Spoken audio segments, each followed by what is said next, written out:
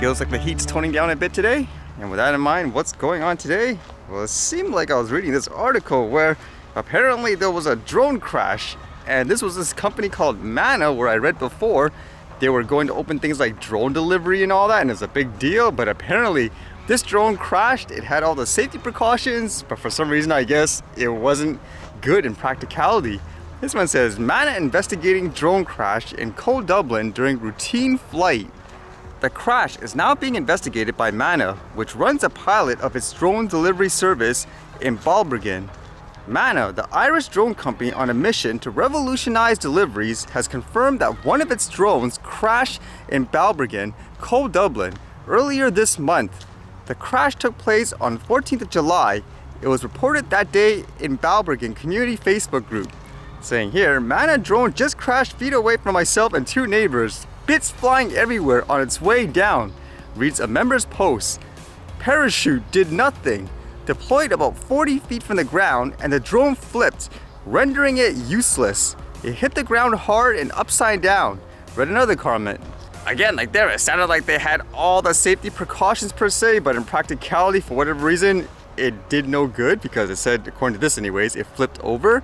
It says here, Manna has blamed the drone crash on a technical error during a routine flight.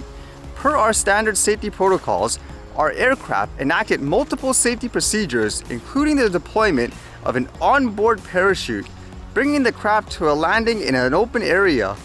Parachute deployment and siren activation are a normal part of our safety mitigations in response to any form of aircraft malfunction that could result in a safety risk. Founded by CEO Bobby Healy, Manna has been trialing its drone delivery technology in Ireland since 2019. The company aims to make the delivery of food and other goods easier and faster by eliminating the need to use delivery drivers. And because of this incident, I guess they took the service down from the app, so whoever went there just got things like an error message. Ironically, it makes me think of that comment I made early on, where when it comes to things like over-the-top regulations, people fear-mongering a recreational flyer and all that, saying you need this to prevent this stuff from happening 100%. It's unrealistic, and at the same time, I even said oddly and ironically enough, you'll probably experience a crazy situation like this after everything is in place. Like you can see here, you can have all the safety procedures and stuff you want, but eventually something's going to happen. It's more about how do you, I guess, deal with the situation in general. And in terms of a crash, how about this? A rocket is apparently gonna crash somewhere around the world and people don't know, I guess, where specifically. This one says, China's out-of-control rocket predicted to crash on July 31st. Experts are predicting that the gigantic core stage of a recently launched March 5B rocket will crash to Earth within a matter of days, but the precise location remains impossible to guess. Aerospace Corporation has just updated its estimate for the re-entry. The core stage is now expected to return on July 30th at 23:21 with a plus-minus of 16 hours. The Long March 5B rocket blasted off on July 24th from the Wenchang Space Launch Site in Hainan. The rocket successfully delivered the Wentian lab to low Earth orbit, where it docked with China's Tiangong space station some 13 hours later. Like previous launches of Long March 5Bs, however, the core stage, which lacks controlled re-entry provisions, entered an Earth orbit, and a quickly deteriorating one at that. The 25-ton core stage, designated 532402022-085B, is now poised to make an uncontrolled re-entry. So imagine that, huge rocket ship parts just landing anywhere in the world. How dangerous is that in general? Again, just in terms of things like safety, of things falling out of the sky and so forth. Things like this are way worse, isn't it? Yet I guess most people would just say, okay, whatever. It's part of doing, I guess, the mission. And the last thing I read, which was kind of odd to think about, it relates to all that monkeypox emergency announcement from the WHO recently, and people are wondering, well, what does it mean ultimately? Are people going to shut the whole place down again? And here locally, it seems like, I guess they're asking people to potentially take a vaccine, but it's targeting specific groups of people. Like this one here from the Vancouver Coastal Health that says, protect yourself against monkeypox. Vaccine appointments are available this week for eligible members of the 2SLGBTQIA community. So they're encouraging specifically this group of people to get it. Now, what does that term mean? It's basically an acronym, just to make sure. It says two-spirit, lesbian, gay, bisexual, transgender, queer, or questioning and additional sexual orientations and gender identities.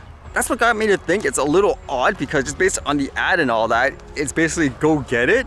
And if you guys remember here, there's currently like a debacle of sorts where people are criticizing certain doctors where they're backtracking, where before, for let's just say things like the COVID vaccine, the message was pretty clear from their point of view. It seemed like go get it, like if you're a kid and so forth.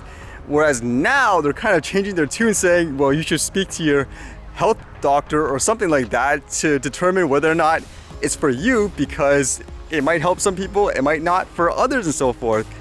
And in saying that, when you look at the WHO, I guess the little press conference they had, they actually said, like, for this monkeypox vaccine per se, they're treating it as a quote clinical trial. Like, shouldn't you actually make that clear, like, to people in that ad and all that? Like, you can see it here.